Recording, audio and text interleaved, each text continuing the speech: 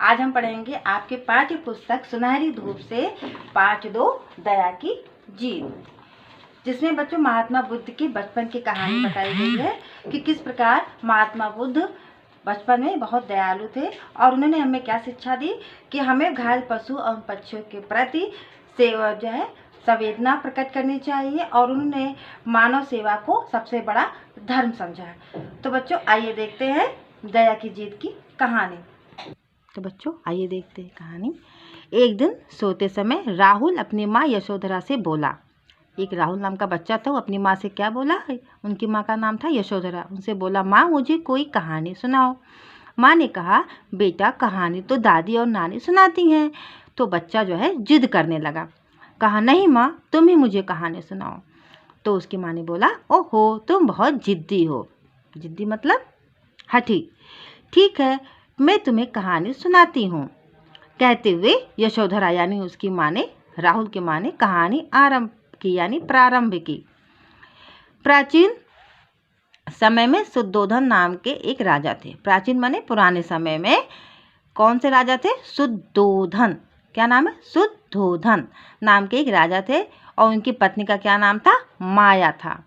वहाँ उनके यहाँ एक पुत्र ने यानी कि एक छोटा सा बच्चा जैसे कहते हैं पुत्र ने जन्म लिया।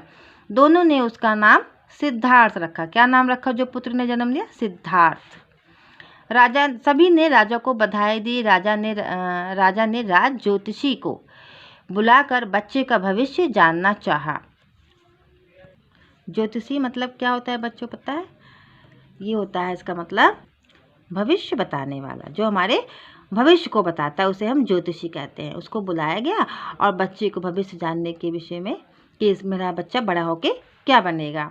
ज्योतिषी ने कहा, महाराज यह बच्चा बड़ा होकर राजा तो बनेगा, पर यह राजपाट छोड़कर मानव सेवा और जीव सेवा करना ही अपना धर्म समझेगा। यानी कि राजा तो बनेगा लेकिन ज़्यादा उसकी रुचि राजपाट में नहीं रहेगी, वो मानव की सेवा करेगा, जीवों की सेवा करेगा, उसी को अपना धर्म समझेगा।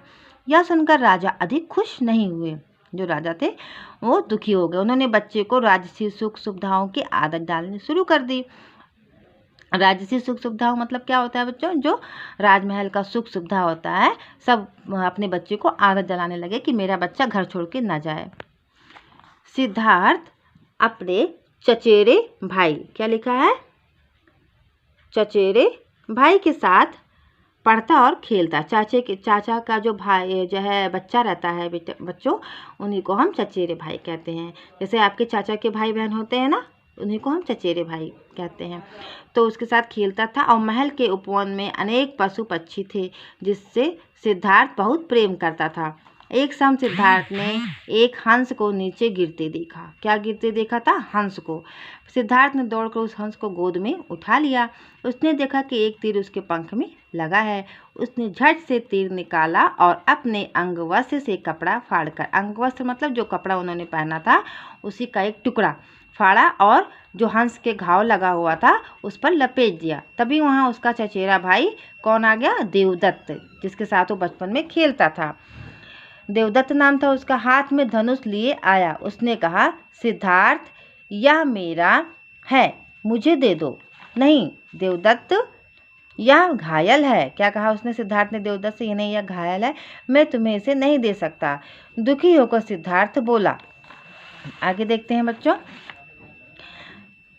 तुम्हें दुखी होने की आवश्यकता नहीं है, यह जंगली हंस है, इसे मुझे दे दो। आवश्यकता माने जरूरत। देवदत्त ने अधिकार पूर्वक कहा, और पर घायल पक्षी को मैं नहीं दे सकता, इसकी रक्षा करना मेरा धर्म है।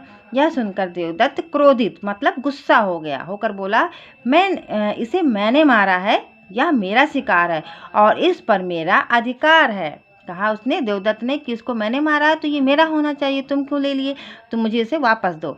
सिद्धार्थ ने शांत भाव से उत्तर दिया, मैंने इससे बचाया है इसलिए यह मेरा है। सिद्धार्थ ने कहा कि तुमने तो इसे मारना चाहा लेकिन मैंने बचाया तो ये मेरा हो गया।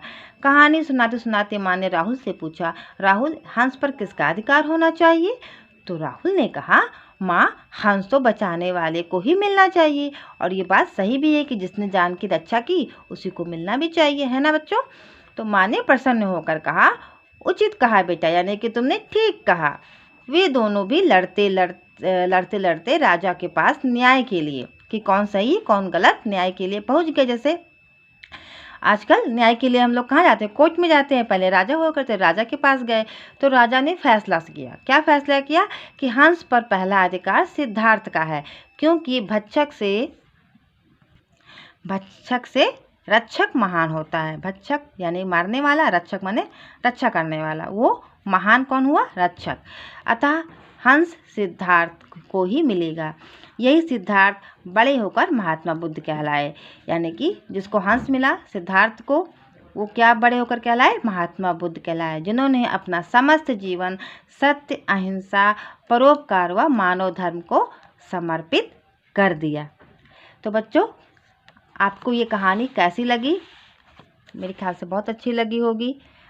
आपको इसमें चित्र भी बने हुए हैं, आपके पुस्तक में बहुत ही सुंदर सुंदर चित्र बने हुए हैं। देखिए किस प्रकार घायल हंस को सिद्धार्थ ने पकड़ा है और देवदत्त मांग रहे हैं, है ना। और इसमें वो राजा के पास न्याय के लिए गए हैं, है ना। सिद्धार्थ जो है गोद में अपने हंस को अपने अंग वस्त्र का कपड़ा फाड़कर लपेट के लगाए और राजा से न्याय मांग रहे हैं। और ये कौन है, देवदत्त हैं, जो उस पर अपना अधिकार जमाते हुए कहते हैं ये मुझे दे दो। लेकिन राजा ने क्या न्याय किया कि ये हंस किसका होगा, सिद्धार्थ का होगा। क्यों होगा, क्योंकि भक्षक से ज़्यादा महान कौन होता है, रक्षक, यानी रक्षा करने वाला महान होता है। तो इसीलिए हंस को दे दिया गया। किसको दे दिया गया, हंस को, सिद्धार्थ को दे दिया गया। ठीक बच्चों, तो कहानी अच्छी है ना। इसी प्रकार हमें भी घायल पशु पक्षियों की क्या करनी चाहिए, रक्षा करनी चाहिए। अगर हमें कोई पशु या पक्षी या जानवर कोई घायल अवस्था में मिले तो हमें उसकी रक्षा करनी चाहिए। तो बच्चों, आज के लिए इतना ही। मिलते हैं नेक्स्ट वीडियो में, तब तक के लिए बाय बाय।